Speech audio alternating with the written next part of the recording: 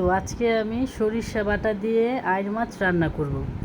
এখানে আমি সব কিছু নিয়ে নিয়েছি। সরিষার সাথে আমি কাঁচামরিচ বেটে নিয়েছি, আর মাছের সাথে আমি টক দই মিশিয়ে রেখেছি। তো আসসালামু আলাইকুম, সবাই কেমন আছেন, কি অবস্থা সবার?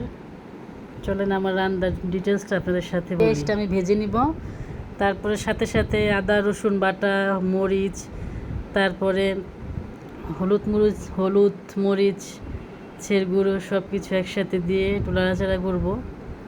নাড়াচাড়া করতে করতে এখানে আমি আবার সব কিছু দাগিয়ে রেডি করে রেখেছি। তারপর একটু টমেটো দিয়ে দিলাম, আপনারা চাইলে দিতে পারেন, নাও দিতে পারেন। আমার কাছে ভালো লাগে টমেটোটা, তাই আমি দিলাম।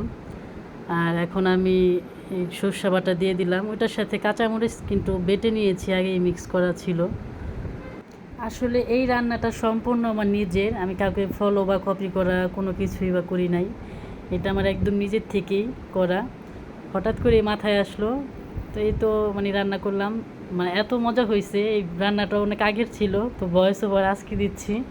দেখি খুব লোভনীয় লাগছে, মনে হচ্ছিল যে আবার রান্না করে খাই, আবার খাবো ইনশাল্লাহ। আর বিশেষ করে আইড় মাছটা আপনারা চাইলে এই রেসিপিটা ট্রাই করতে পারেন। যদি ভিডিওটা ভালো লাগে তাহলে লাইক কমেন্ট শেয়ার করে দিবেন প্লিজ। আল্লাহ হাফেজ।